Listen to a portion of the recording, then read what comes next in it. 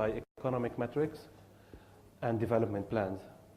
I don't believe in ideology that's prevailing in the Arab world, which is driven by one man idea who most probably had a military background, who wants to take over his smaller neighbor. That doesn't make sense for me. And I don't want my children to believe one day that the concept of ideology as reflected today is about brotherhood and unity. About brotherhood and unity. It's about hegemony, nothing else. If I can start going into names, I started with saying Ba'ath Syria, Ba'ath Iraq, Jamahiriya Libya.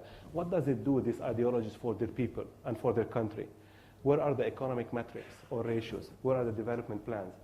Where is the Lee Kuan Yew in them? Lee Kuan Yew started a country called Singapore from nothing. It was the rejected part of Malaysia. And now Singapore is one of the leading economies.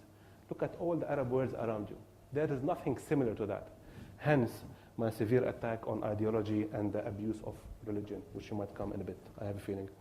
So, ideology in the context of man abusing man, one country applying its will on another country, or simply abusing neighborhood and values, that's not ideology.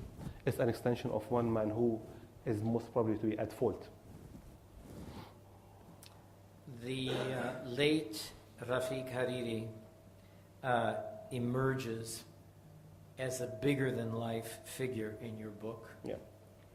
There are a couple of poems, quite moving poems, you know, in the end, the last 20 or so pages that are an expression of what you felt when he was killed. Everyone is aware of how, during his time as prime minister, he used his business skills and his contacts to bring about a kind of economic renaissance in Lebanon. Can you comment, because this is the part of the equation that you do make reference to this in the book, but I'd like to hear you expound on this. Can you comment on how Hariri helped Lebanon heal spiritually following the civil conflict?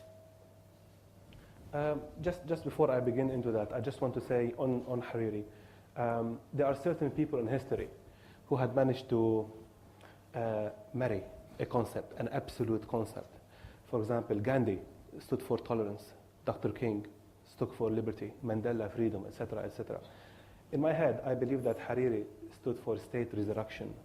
Lebanon has been marred by a very, very tough civil war since 1974 and before in 1958. And the only guy who had a plan to resurrect this country was Rafiq Hariri. By the time when all the militias were recruiting people left, right, and center, he established the Hariri Foundation to send people to study overseas and locally. What was your question? Sorry. My question was, we know of him as an economic. Sorry. We know of him as an economic figure. We know of what he did economically. You make very strong statement in the book, and you're absolutely right about when people emerge from a civil conflict, there have to be learnings from that conflict, and there has to be a healing from that conflict. Yes. Can you talk to us about how Hariri proceeded to heal Lebanon spiritually? Well, I think this moment has been reflected during his death. Probably he is the only leader when he was killed, and there's plenty of leaders who have been killed, where every single Lebanese have went down to downtown to attend his funeral, majority of. That's the only funeral where you can see the Quran and the Bible at the same time. And that's the only funeral where there was no sectarian slogans. He decided, and I read somewhere that in his last chapters of his life, he just wanted his last thing to do was to draft a law whereby sectarianism as a rule of voting in Lebanon will be eradicated. He didn't live enough to do it.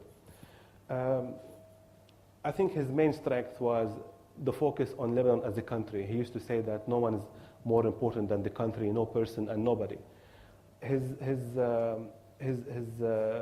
vision for Lebanon, I think, was driven on pure recapturing the role of Lebanon in the region based on business, entrepreneurship, far away as possible from ideology, far away as possible from zeroed. Okay. Why did you write this book? I had 3 reasons. I'll make it very short and brief. They are the intellectual, the fatherly, and the personal. I will start with the personal one because that's the easiest category.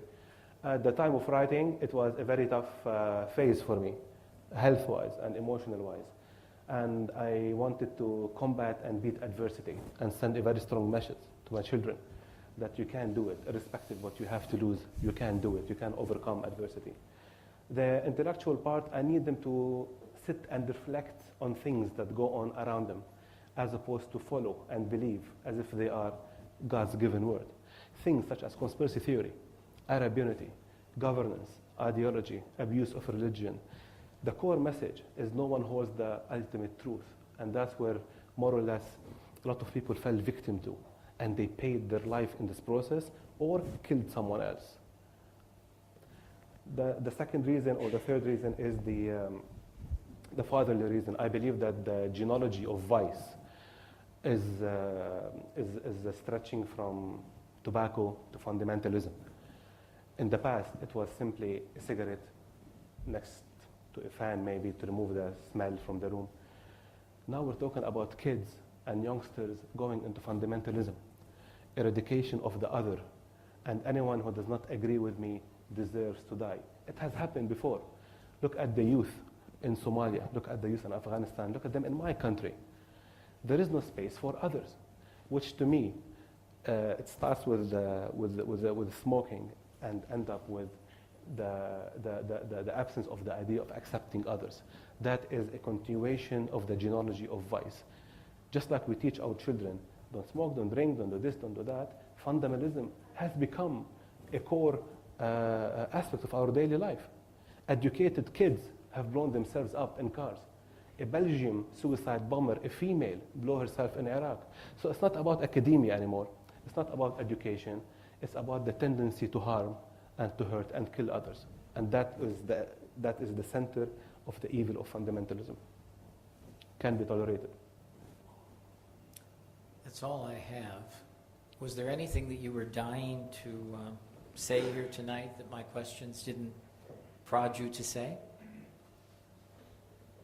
Any message that you weren't able to deliver via what I asked? I think that's the 3 parameters of why I wrote the book. Okay. Questions from the audience, not for me, but for Hani. Thank you, Doctor. Mr. Bibi. Thank you. A question regarding the media. You said that the media is led by the owners, as we have it all, and witnessed this in all our career, probably, in the media. What do you think of the question is as such, does the social media on the net will break this, and then this more about content than about the characteristic of the owner of the media? I think so. I think social media will pose a real threat to traditional media.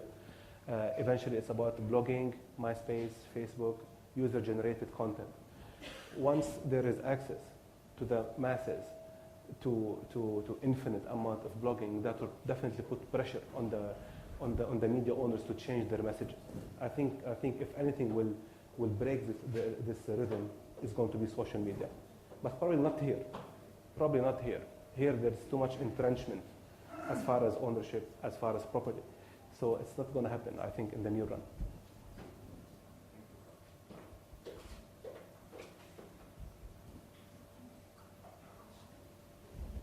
Then.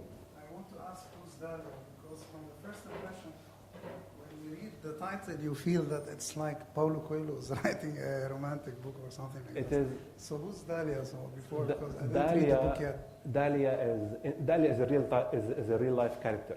Dalia is the summation of 2 names. They are my daughters, Dala and Leah. That's where the name comes from. But in my head, I think I view Dalia as a generation that's not contaminated, that's not tarnished by day-to-day mental hubris.